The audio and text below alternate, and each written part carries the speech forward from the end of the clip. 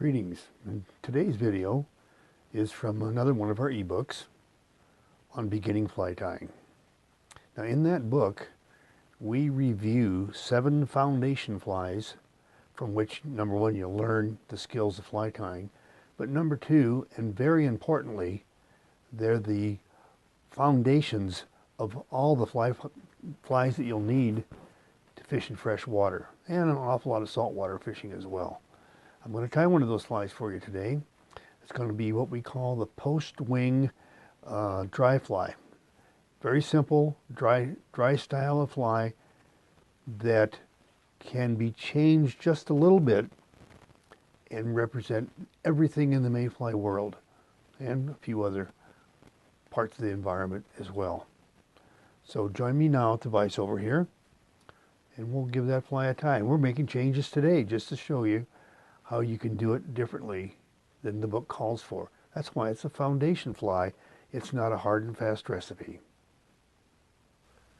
Okay, now we'll start our thread base about 1/3 back from the hook eye and wrap towards the bend. Now, while I'm wrapping this thread base, we'll flash a black screen up with the recipe for you there. Once we get halfway back to our starting point, that's where we're going to stop, and I'm going to trim off the waist end. The next thing we're going to do, and it's a variation from the fly in the book. The fly in the book had a tail made with moose or elk hair tail. Well, we're going to use squirrel tail. I'll just pull off some of that and trim that off and put it in my hair stacker. That tail out of the way and stack that. I'm going to pull the fibers out of the stacker, tips pointing to the left. I've got a wild one there. Let me get rid of that. And we're just going to measure them for length and tie them on the hook. Slightly to my side of the hook, and then let thread torque roll them into place.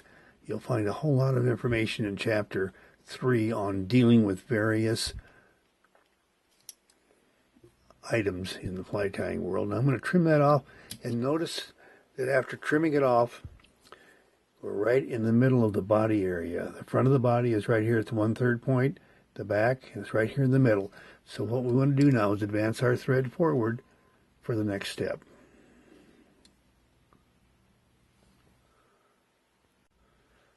The next function is to add the wing, and we're going to use mallard flank.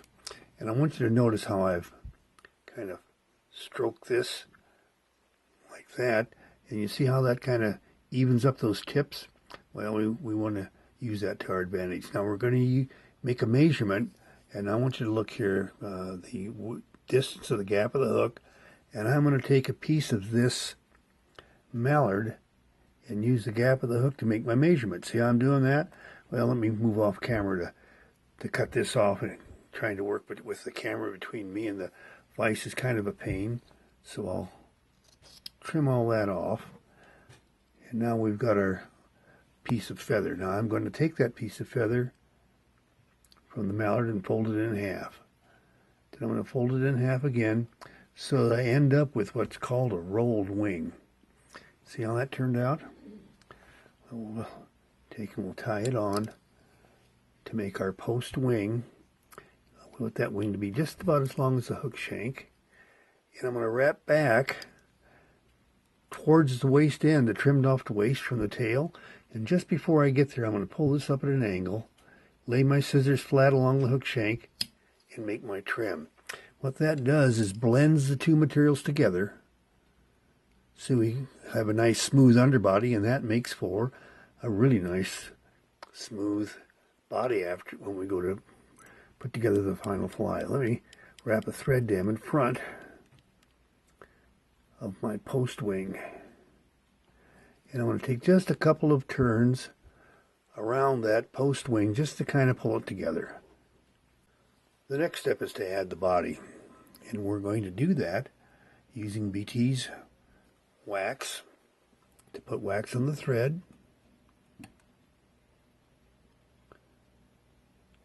I want you to notice, and this is really, really important, that that wax only peaks above the edge of that tube just a little bit more than maybe 2 widths of the thread. If you let it stick up too much, the wax will chop up the thread will chop up the wax, and it will come off on your wax in clumps. What a pain. It really makes a mess. So you don't want to expose too much wax. I'm going to use some of our Soft Touch. And you notice how I've just nursed a little bit out of the bag there. I'm just going to touch it to the thread. And that wax grabs the dubbing. Whoops. A little trouble here getting around this camera. There we go. And I'm just going to start wrapping a body, starting at the back and working my way forward to where I want to tie on my hackle. And right there is where the hackle goes. And I want you to notice that I prepared a grizzly hackle by stripping off fibers on the base of the stem. We'll just tie that on as I prepare to bind that in place all the way to the hook eye.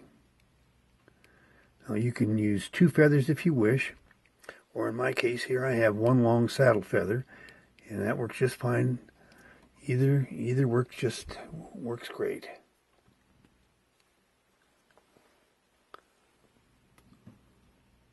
And we'll just start wrapping our hackle, making each turn. Now when I get to the first turn in front of the wing, I really want to force that hackle back there so I don't leave a gap on the other side of the hook. And we'll just keep wrapping that hackle forward till we get to the hook eye. I'm going to hold the feather up, pass the bobbin over a couple times. Now, the easiest way I've found to finish these off is after we've done a couple of turns, is you take and pull these fibers back before you trim the feather. I'll wrap a thread head right in front. And what it does is it anchors that feather from 2 directions. And now I get ready. I'm going to use a half hitch tool to put on a half hitch. And a second. And then we're going to put on a whip finish with that same tool by putting 2 turns.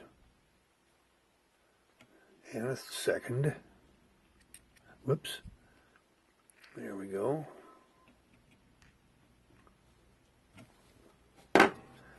Trim off the thread, the waist feather, and there you've got a post wing mayfly. You can change that thing in any way you wish. You'll notice that in this particular video, I made the tail out of squirrel instead of moose. Change the colors, sizes, whatever you want, and you'll end up with just about any kind of mayfly you want, from a size 8 or a 10 down to a 24. Enjoy.